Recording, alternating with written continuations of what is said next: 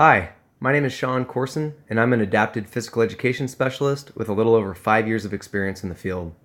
Thanks for taking the time to watch this video on specially designed physical education, and I hope that it improves your understanding of the overall physical education programs currently available to students with disabilities. This video is an attempt to condense the hour-and-a-half presentation that I gave during the 2017 National A.P.E conference into a 40-minute video. So unfortunately, some information will be left out in consideration of time. To truly understand specially designed PE, we must analyze the program alongside adapted physical education. To accomplish this task, I recommend to first reference the law, because this section directly speaks to the individual rights for all students receiving FAPE in all states. This can be found in the Federal Register, which is used to implement IDEA. This is Section 300.108 of Physical Education. The state must ensure that public agencies in the state comply with the following.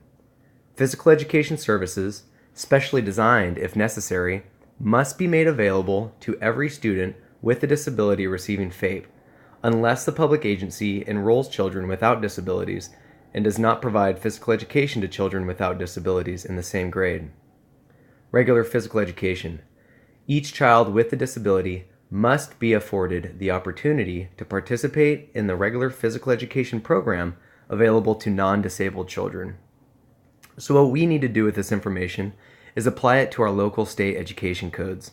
As an example, I have added below the ed codes for physical education in California. For primary, we have 200 minutes that are required every 10 days and 400 minutes required for secondary. So the average elementary student should have 20 minutes of PE each day, and the junior high and high school student should have approximately 40 minutes a day. So for all students, no matter their disability, they should be offered the opportunity to participate in a general ed PE program that adheres by the state mandated minutes. But if specially designed PE is necessary, in other words, deemed appropriate by the IEP team, the student is entitled to this alternative PE program that is modified. I believe that specially designed PE might become a hot topic in the near future, knowing that there has been a spotlight on physical education in recent years. I'm not sure if those of you out there watching this video know, but there has already been a few lawsuits filed against districts for not providing the required minutes for the gen ed population. This has caused a ripple effect among other districts as they now look into establishing new protocols that ensure that all students have the opportunity to participate in the state-mandated minutes. In my own district, I know of several elementary schools that currently require the gen ed teachers to document the amount of minutes their students participate in physical education each week. Although there has never been any form of litigation surrounding specially designed PE, it's important that we begin looking into preventative measures for the program. A.P.E specialists and administrators should discuss how specially designed PE would logistically function to ensure that the overall programming for the district is legally defensible. Whether or not a district begins taking these preventative measures, we need to always remember that we are here to support education. We should never use our knowledge of the law in efforts to reveal public agencies that might currently seem out of compliance. Because truthfully, specially designed PE is not clearly defined at this time, and it is completely legal for a district not to implement the specially designed PE program if it is not written on any of the students' IEPs. So in terms of the specific function of the specially designed PE program, it is currently open to interpretation. I do not have all the answers, but my hope is to start the conversation and collectively create a universal approach that would make sense for all districts to implement throughout California and potentially the nation. For now, we need to do our best to support public agencies by conducting our own research, educating our colleagues, and continuing to do our best for our students. In addition to the state ed codes for PE, it's also very important to review the individual state guidelines for adapted physical education. We need to remember that each state might have a different definition for specially designed PE, and some states unfortunately do not have A.P.E guidelines at all. Luckily, for California, we have a simple description on page 37 of the A.P.E guidelines for California schools, and it reads, "Physical education programming for a special education class that requires minimal or limited adaptations, accommodations, or modifications, and is taught by the person general or special educator who normally teaches physical education for this population. So, the only action required by the IEP team to make this placement change happen is an overall consensus that the move is appropriate and that this alternative program is now identified as the student's least restrictive environment. In order for this to stick, all of this information must be included in the IEP notes. To assure best practice, an A.P.E specialist should be part of the conversation, and appropriate modifications and accommodations should be discussed and added to the meeting notes.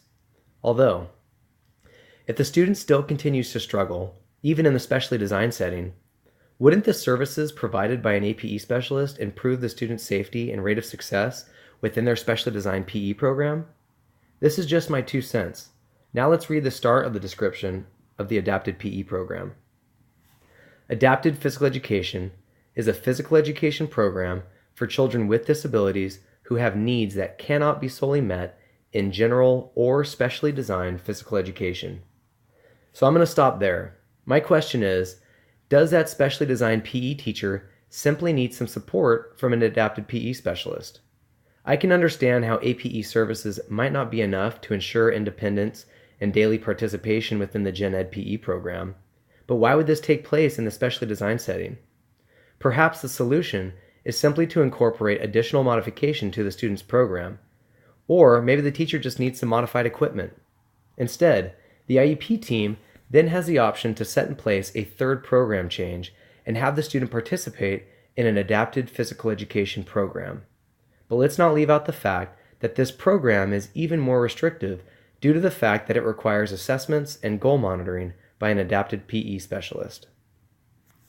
So I know that was a little long-winded, and I hope most of you out there watching this video were able to follow, but if you're confused, you're not alone. I personally do not believe that there are many administrators out there currently running both the specially designed and adapted PE program, because on paper, they seem like they are almost the same program. Instead, most districts usually choose one of these two programs as the only alternative to general ed PE.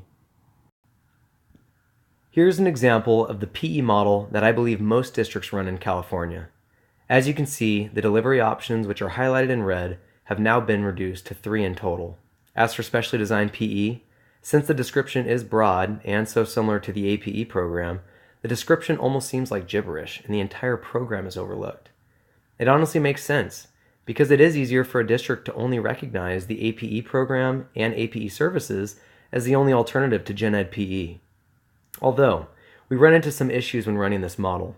The A.P.E specialist in the district now is in charge of 2 very important roles. They are both the A.P.E teacher, who is in charge of running a program that meets the students' state-mandated minutes, and they are the A.P.E specialist that is required to provide and monitor individual services for students. This is how A.P.E has worked for decades, and my hat honestly goes off to all the amazing A.P.E specialists out there that have learned to master and accomplish both of these roles. Although my theory is that we are now running into a problem with this delivery model. Do most A.P.E specialists nowadays have the time available to administer a full-functioning A.P.E program and deliver services? If we reflect the typical caseload for an A.P.E specialist in recent years, I believe it would range from 30 to 60 students. So let's say each student has approximately 2 goals, so the A.P.E specialist is now in charge of monitoring close to 100 goals while traveling to several school sites throughout the week. We also need to remember that this same A.P.E specialist is also responsible for conducting assessments, writing reports, and attending IEP meetings throughout the year. Which leads me to my main concern. Are these students that are participating in these A.P.E programs still given the opportunity to participate in the same amount of state-mandated minutes as their Gen Ed peers? Knowing the workload of the current A.P.E specialist, there might be enough time to realistically run an A.P.E program once or twice a week at each school site. But they would have to be forced to try to cram all of the weekly required minutes into 1 or 2 sessions, which might not be the most appropriate, especially for students with severe disabilities. So the strategy that I have determined is cost efficient and improves the district's ability to capitalize on their A.P.E specialist collaborative consultation skill set. And the solution is to bring to life the specially designed PE model by making the effort to figure out how it would logistically work within your own individual district. What administrators will find is that many of the students that were previously participating in A.P.E as their only source of physical education now have the opportunity to participate in physical activities led by their classroom teacher. If we have specially designed PE programs intact within the district, the A.P.E specialist then has the ability to provide individualized services for those students that are struggling within the specially designed PE program. This results in expanding what I believe to be one of the most important roles of the A.P.E specialist, which is to provide effective collaborative consultation to both students and teachers within the general and specially designed PE program. If we think about the main objective for all A.P.E specialists, we are not here to run an isolated program for students with disabilities to participate in throughout their entire academic career. We are here to provide a service that adheres by an appropriate delivery model that is measured by a sound goal in hopes of providing that student with the opportunity to participate independently within a PE program.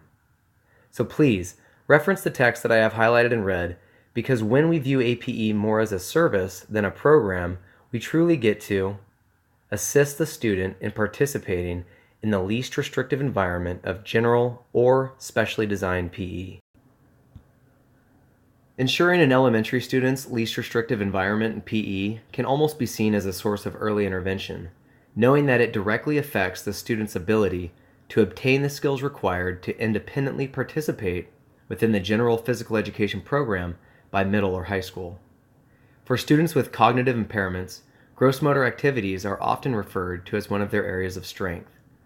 And out of all of the subject areas, most students with severe disabilities are typically mainstreamed into Gen Ed PE by middle or high school. Although, if these students did not receive the same state-mandated minutes as their Gen Ed peers, we run into what I call the secondary General Ed PE dilemma. Not only are our amazing students required to compensate for their disability, but some students with disabilities come in at a disadvantage due to their lack of exposure to physical activities throughout elementary school. For example, if we have a student that participates in an A.P.E program twice a week for 30 minutes a session in the state of California, they are essentially losing 80 minutes of PE every 10 days in comparison to their Gen Ed peers. Although if the student is participating in a specially designed PE program daily, and yes, maybe they still need some A.P.E support, they are at least given the opportunity to participate in a daily PE program just like their Gen Ed peers. If we do our best as educators to promote best practice and always strive to identify the student's least restrictive environment, whether that is specially designed or adapted PE, we improve the student's opportunity of reaching their potential. But if we are going to run the specially designed model, we need to be able to thoroughly explain it at IEPs. To do so, I have created a spectrum that identifies a student's options for physical education from least restrictive to most restrictive. So remember, all students, no matter their disability, should be afforded the opportunity to participate in a general ed PE program. If they are not able to participate in most of that program due to the severity of their disability, the team then has the option to move the student into a specially designed program. But let's say we have a student with osteogenesis imperfecta, or a severe case of anorexia, and the doctor recommends for the student to avoid all forms of physical activities in the group setting. That school still has the obligation to provide that student with an appropriate program that still adheres by the state-mandated minutes.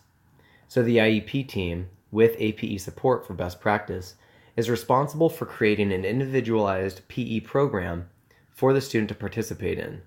As you can see, I did not add A.P.E to this spectrum because A.P.E services are truly available for students within all of these programs. In fact, if a student is struggling within one of these programs, I believe it's best practice to look into the possibility of A.P.E services, because the assistance of the A.P.E specialist might prevent the program change, knowing that the service might improve the student's participation within their original program. I really think that the A.P.E position was originally created to prevent the most restrictive option from happening, but unfortunately, we come across it from time to time. No matter the disability, the A.P.E specialist should be able to figure out some form of a gross motor program which might even lead into the home hospital setting. But unfortunately, there are some students that simply have to be excused from PE. These are the very rare cases where the student's doctors recommend for the student not to participate in any form of gross motor activities due to the fact that it could be detrimental to the student's overall health and well-being. So, since the specially designed program and the adapted PE program are close in comparison, I would like to now take a few minutes to discuss what I believe to be the current status of the adapted physical education program. In order to successfully run the specially designed PE model, districts must first have the ability to distinguish key aspects that would separate A.P.E from specially designed PE. Although this is not as easy as it might seem, because there are several strategies that an A.P.E specialist can use to appropriately administer services. Adapted physical education is administered differently from district to district, knowing that the program and services vary depending on the population of students with disabilities. The program also might drastically change depending on the A.P.E specialist's access to equipment or unique environments. For example, some A.P.E specialists currently have access to therapeutic pools to conduct swim programs, or have snow available and support students participating in winter sports. Those of you out there watching this video might have heard the concept lifelong learning, which is a requirement of all educators, but I believe this to be especially true for those in the field of adapted physical education. A.P.E specialists across the U.S. all apply IDEA, and specifically Section 300.108 of physical education. But as I stated before, many states might not even have A.P.E guidelines to reflect. In the past decade, the state of California has made incredible strides in bringing transparency to the field of adapted physical education. Individuals that are passionate about A.P.E worked either with or on the state council to protect the profession of A.P.E and educate others on the incredible benefits appropriate A.P.E can offer to both students and the district as a whole. Over time, I hope that every state has the opportunity to implement A.P.E guidelines, but until then, I personally view most A.P.E specialists as not only lifelong learners, but pioneers within their profession. I have had the opportunity to attend 4 national A.P.E conferences now, and every time I return to my district with new ideas and a refined teaching philosophy. As A.P.E specialists, our greatest resource outside the law is each other. If you are an A.P.E specialist watching this video, I definitely suggest you to make the effort to collaborate outside of your district. There are plenty of resources currently available to support A.P.E specialists, and I have listed a few on this slide. Overall, collaboration has been by far my greatest resource throughout my career. Although I would have to say that Facebook has become my greatest resource in recent years. And no, not to mindlessly look through the lives of my friends, but to collaborate with A.P.E specialists from across the nation. If you are an A.P.E specialist watching this video, I highly advise you to join the Facebook group titled Adapted PE Specialist, which is administered by Ron Usher. This group currently has over 1,000 members that are constantly sharing ideas and seeking answers relating to the field of adapted PE. The greatest aspect about this group is the fact that we have the opportunity to determine what best practice truly looks like through collaboration. There are various aspects about the profession of A.P.E that are currently not black and white. Like we discussed earlier, the gray area of A.P.E can range from various ways A.P.E specialists can administer a program, but the gray area even affects our ability to use the same job title. As you can see, on February 20th, a member of the group reached out to figure out what the A.P.E title is used most often by other districts. As you can see, the first 4 responses were all different. I would like to piggyback on the 4th comment below and emphasize the fact that it frustrates many A.P.E specialists that districts still use the title adaptive. But that's an entirely different conversation. I apologize for straying away from specially designed PE, but this gray area that contributes to the confusion of our job title also affects the A.P.E specialist's ability to determine a functional approach to best support the specially designed PE program in their district. So what I believe should be at the core of our collaboration is programming. For the state of California, it is rare to find 2 districts with A.P.E programs that look exactly the same. The A.P.E program varies depending on the student population and resources, and programs also vary depending on the A.P.E specialist teaching philosophy and skill set. I don't think it's appropriate to determine one single approach to the A.P.E program, but I believe it's important that we figure out what programming strategies are most successful in recent years and why. So this pie chart that I created is simply a visual reference to give you an idea of the physical education programs throughout the U.S. that involve the services of an A.P.E specialist. As you can see, we often have services that specifically support students in both primary and secondary ed PE. And this is where the A.P.E specialist selects an appropriate goal and delivery model in hopes of generating independence and improving the student's overall safety and rate of success. But from my own experience and after talking to other A.P.E specialists, it seems that most of our services are typically provided within this gray area. I believe that most of this gray area can be cleared up if districts have the tools to develop and administer appropriate specially designed PE programs for their students with disabilities. Because really, what most of these students in the gray area need is simply a modified program embedded with the state standards that can be accessed as an alternative to Gen Ed PE. This is a program that has various modifications embedded within it. The program typically includes an age-appropriate warm-up, activities, and is administered by a credentialed teacher that understands how to run physical education for students with disabilities. It is evident that this program might look different in every district, although the overall goal will remain the same: a program that meets the individual needs of all students with disabilities. Some might assume that if specially designed PE occupies most of this gray area, that the A.P.E specialist might be left with a smaller caseload. I understand this concern, but we need to remember that many of these students will still end up needing some form of A.P.E support in their new specially designed program. Also, I do not know if this would work in your district, but the administrators in my district recognize the importance of the collaboration between the A.P.E department and teachers in charge of the specially designed PE program. So in addition to submitting attendance for students I work with, I also turn in a separate attendance sheet that accounts for all of the minutes that I spend monthly collaborating with my specially designed PE teachers. Before moving on to the next slide, I want to apologize for some of the issues that I'm having in this video. I noticed the text is kind of off and some of my transitions are off as well. It looks like my PowerPoint is not transferring very well to my phone, and my phone is what I'm trying to shoot this YouTube video on. So anyway, getting back to it. So using California as an example, all districts throughout the state have programs currently available that incorporate the values I reviewed in that previous slide, but the titles and strategies embedded within these programs are often different. This is the primary issue that is causing the gray area within programming, and I really think it's making it difficult for districts to fully understand how to implement the specially designed PE program. So in addition to not having a concrete job title for those in the field of A.P.E, the alternative PE programs currently available to students also vary from across the state. Some districts have most of their students with disabilities participating in a specially designed PE program, while other districts use the title adaptive or adapted sport. The most common programming strategy used across the nation is the adapted physical education program. But remember, when districts do not offer specially designed PE alongside A.P.E services, A.P.E as a whole seems more like a program or a placement instead of a service. It gives the district the ability to load up the A.P.E program instead of giving the students the opportunity to demonstrate independence within a specially designed PE program.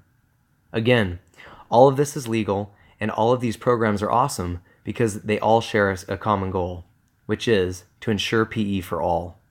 For now, I think we need to make the effort to narrow down which programming strategies works best for our students and at least come together to determine universal titles for our future programs.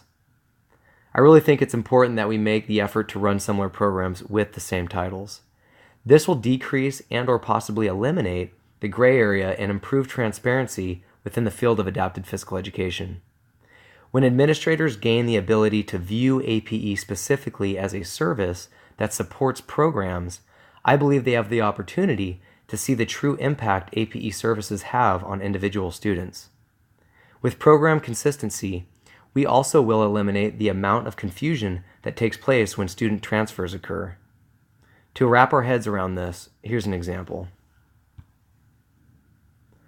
Let's say we have a district that has made efforts to fully implement the specially designed model.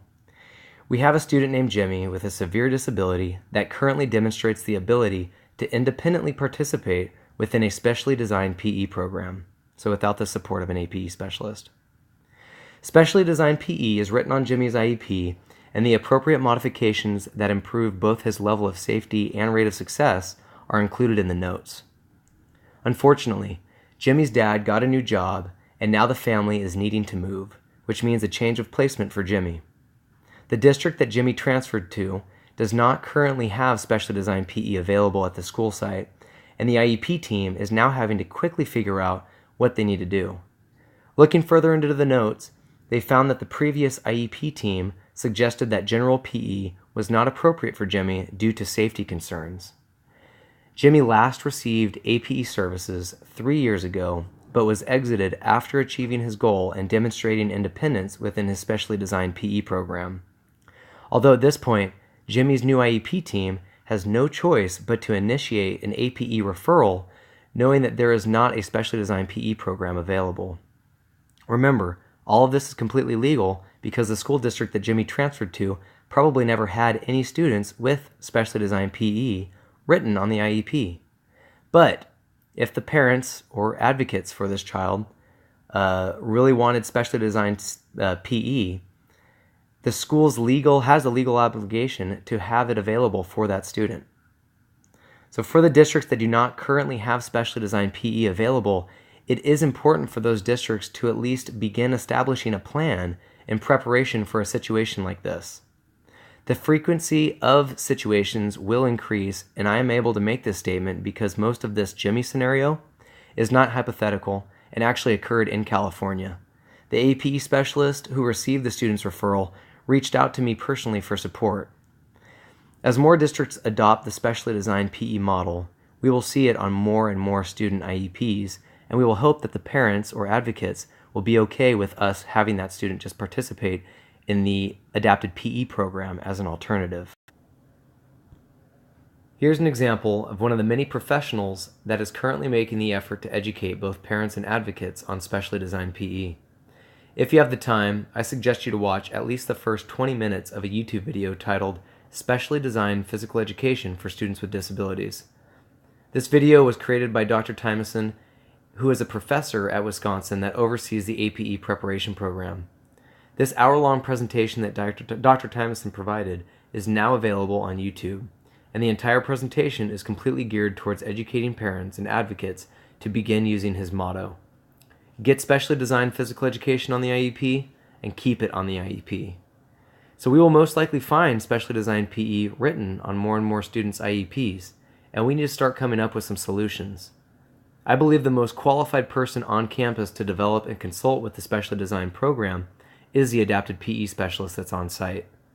In the next slides, I'm going to discuss my solution that I use to implement specially designed PE and give you a few examples of what I have done in my own district. These are tools that can be specifically used by an A.P.E specialist in hopes of bringing clarity to both A.P.E services and the specially designed physical education program in your district. Unfortunately, there is not and might not ever be a single solution that will completely eliminate the gray area for districts, but we can hope that we can at least eliminate the confusion regarding specially designed PE. To do this, we need to collectively determine the most successful strategies through collaboration and apply it to the big picture. And when I say big picture, I mean your individual district as a whole. Knowing that programming might look different in every district, we need to take the time to reflect our current status of our district and determine where we, as A.P.E specialists, should start. So if we are thinking big picture, we first need to consider awareness, because our first priority is to ensure that students have access to the services they might need. So before specially designed PE is even mentioned, we need to first reflect several questions regarding adapted physical education. Do all teachers in the district know that A.P.E services are available for all students with disabilities? Do all case managers understand the A.P.E referral process, and do they know when they might need to initiate it?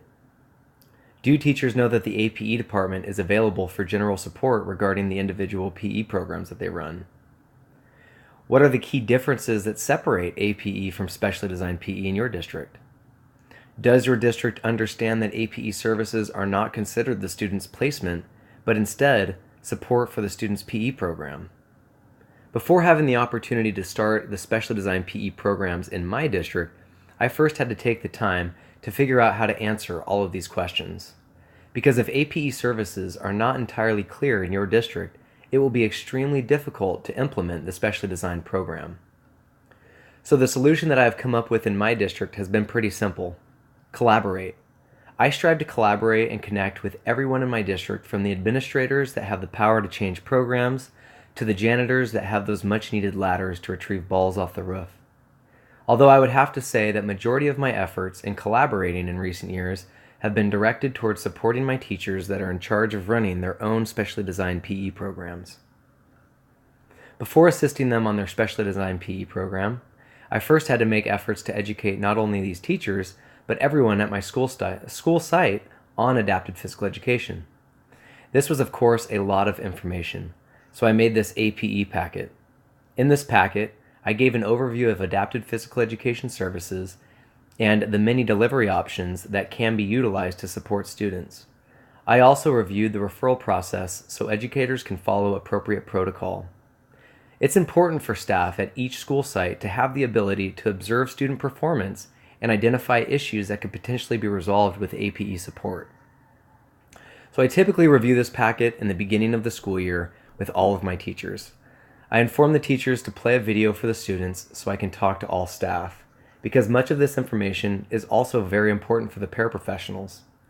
I stress the importance of everyone's role and educate them on appropriate prompting during gross motor activities. When paraprofessionals truly understand the importance of appropriate prompting, as it directly relates to the student's overall independence and success, I have observed increased effort and buy-in. In addition to this packet, I also recommend creating additional resources to spread awareness. If your school has a bulletin board, ask the principal if you can post the A.P.E referral process for teachers to reference. Or if you have a lot of new teachers or teachers that simply are not familiar with adapted PE or specially designed PE, maybe you can create a 5 to 10 minute presentation to educate all of your colleagues at the beginning of the school year. So this packet and some of these strategies were used back in 2014 to really bring clarity to primarily adapted PE. This second packet that I'm going to show you in the next slide has been in the works for over 2 years now and is what truly gave me the inspiration to present at the National A.P.E Conference last November. It's a work in progress, but I hope to have it complete and ready to share with other districts by November of 2018. And this is not my specially designed packet. Sorry about that. That's actually going to be on the next slide. These are some resources in addition to my packet that I created for my teachers running these specially designed PE programs. After really making the effort to collaborate with my teachers, I did find that many were in need of a lot of help in order to run their program, and I honestly don't blame them. Because remember, the students participating in these specially designed PE programs are there because even the general ed physical education teacher was having difficulties running an appropriate program for the students. So I listened to my teachers' concerns, and these were the top 3. Number 1, warm-up and stretches. Teachers were having a difficult time implementing a routine that included stretches that were appropriate for their students. If you reference the example on the left side of the page, I solved this by creating an individualized routine that is appropriate for each class. After teaching the class the stretches, I then posted the routine in the classroom for the teachers to reference. In addition, I gave the teacher a visual flipbook so they could simply flip the pages to give the class a visual reference of each stretch. On the right are 4 examples of what a page might look like in the flipbook. Although what I found to be the most practical strategy, and also the most popular among my teachers, was to shoot a 10-minute video of myself leading and demonstrating the entire routine. My teachers loved it because they could simply press play so a virtual version of me leads the warm-up routine on their class projector. This also provided the teacher with free hands to provide hand-over-hand assistance for those students that were needing additional help. Number 2, modifications and adaptations. Teachers were in need of some ideas on how to modify the activity and were simply in need of some advice relating to how the typical A.P.E specialist creates an inclusive environment that is easy for the students to navigate. Number 3, equipment. Some of my teachers did not have much equipment and were in need of some A.P.E engineering and creativity to come up with some modified equipment to ensure the participation of all students. So in order to address my teacher's second and third concern, I developed this comprehensive specially designed PE packet. This packet includes 20 gross motor activities that are appropriate for students participating in specially designed PE in the primary grades. The activities listed are the ones that I personally used during the elementary A.P.E program that I used to run. I also want to give credit at this time to my amazing A.P.E colleagues that shared some of their favorite elementary activities with me, because they are also included in this packet. Knowing that equipment was a concern for most, I thought of activities that only required limited equipment.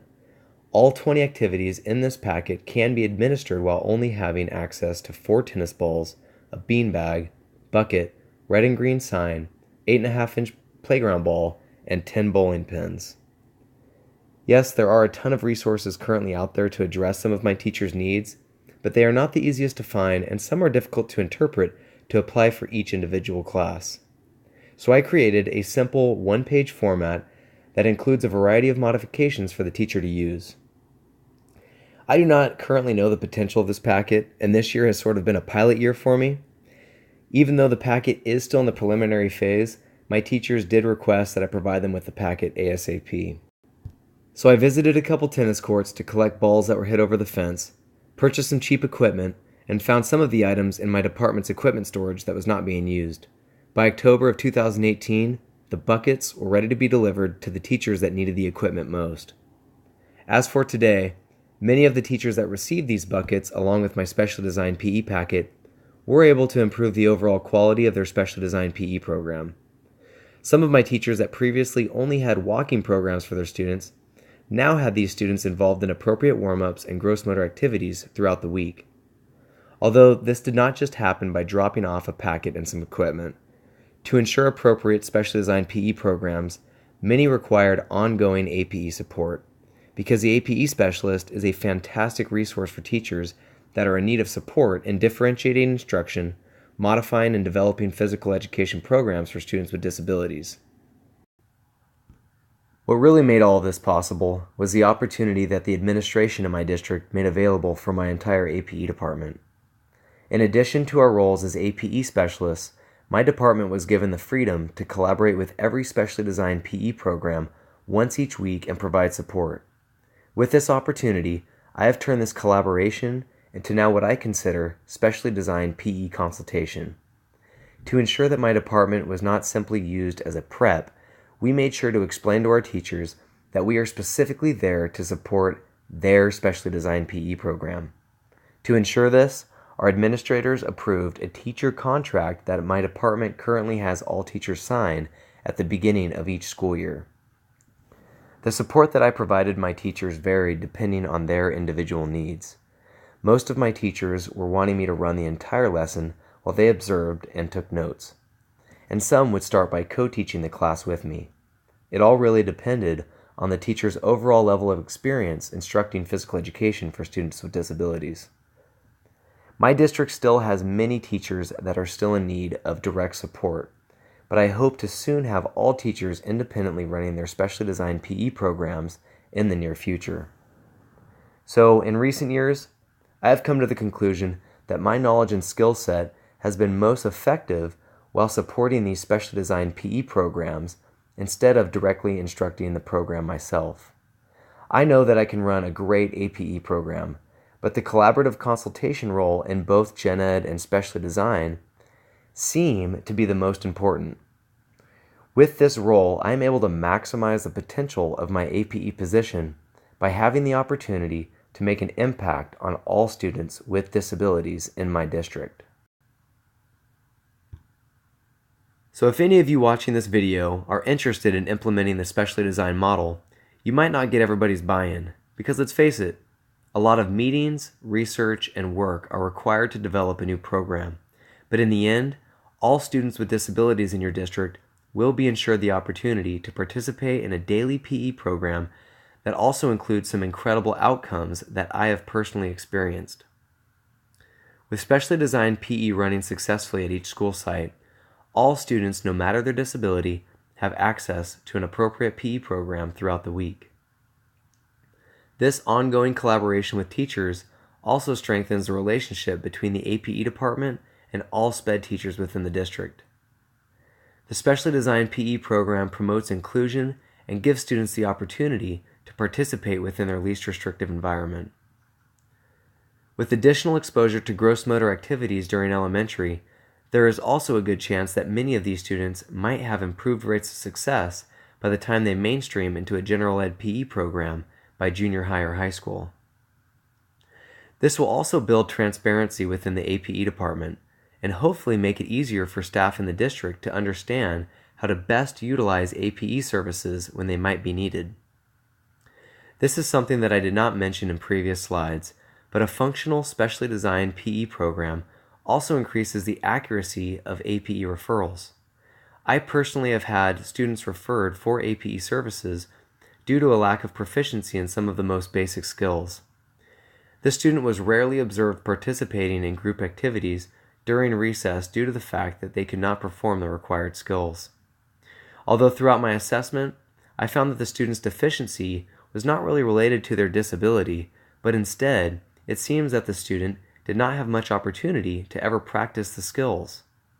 After modeling and giving the student verbal cues, they demonstrated the ability to perform the specific skills that the other educators first thought to have been affected by the student's disability. If this student had the opportunity to participate in a specially designed PE program, there is a chance that this student would have never been referred to A.P.E. In fact, there is a chance that this student might have had additional opportunities to participate in physical activities with friends during recess and over the weekend. If we as educators continue to do our very best to provide our students with the appropriate programs that they deserve, I think they will continue to surprise us with incredible results. Again, my theory and efforts towards implementing specially designed PE might not be the perfect solution, but hopefully it gives those of you out there watching this video the inspiration to collaborate with your colleagues, reflect the law, and evaluate the physical education programs that you are associated with. Thanks again for taking the time to watch this video, and I look forward to hopefully continuing this conversation with all of you in the near future.